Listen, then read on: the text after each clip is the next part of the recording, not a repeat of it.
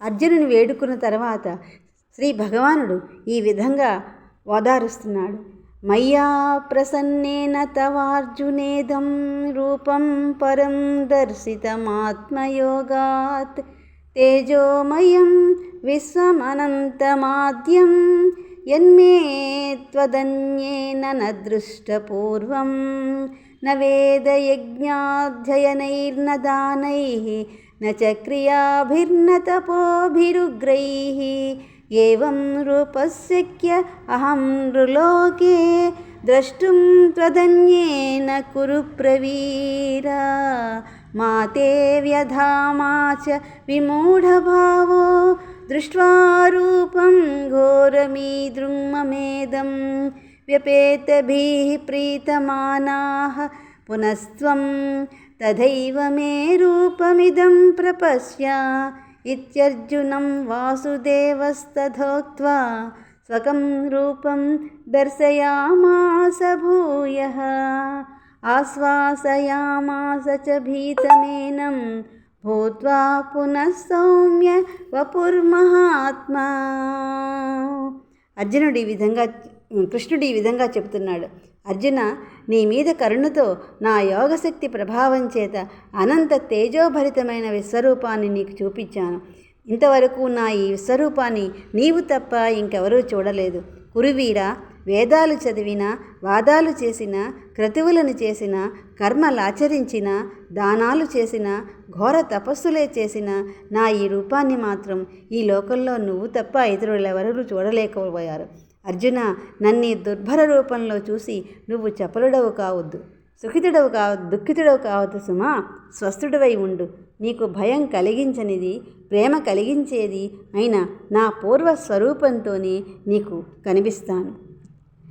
ఈ జరిగిందంతా ధృతరాష్ట్రుడికి తెలియజేస్తున్నటువంటి సంజయుడు ధృతరాష్ట్రునితో ఈ విధంగా చెప్పాడు. ధృతరాష్ట్ర, ఆ విధంగా చెప్పి మహాత్ముడైన శ్రీకృష్ణుడు జగద్భయంకరమైన తన విశ్వరూపాన్ని ఉపసంహరించుకొని సౌమ్యమైన సాధారణ రూపంతో కనిపించి భీతావహుడైనటువంటి అర్జునుడిని ఓదార్చాడు.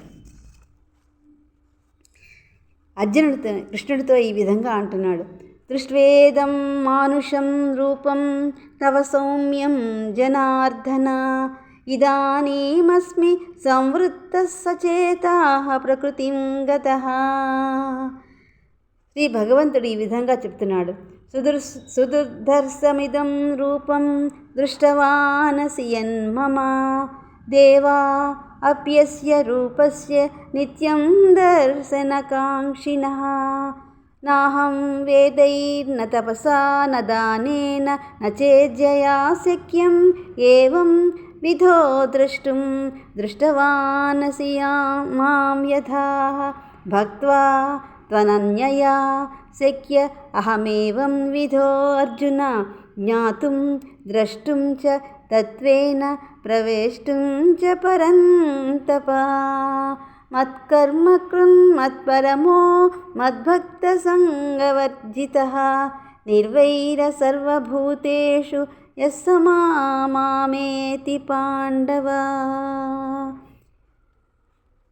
అర్జునుడు ఈ విధంగా అన్నాడు. జనార్దన, నీ సౌమ్య మానవ రూపం చూస్తూ ఉంటే నాకు కాస్త స్థిమితంగా ఉంది, నా మనస్సు కుదుటపడింది అని.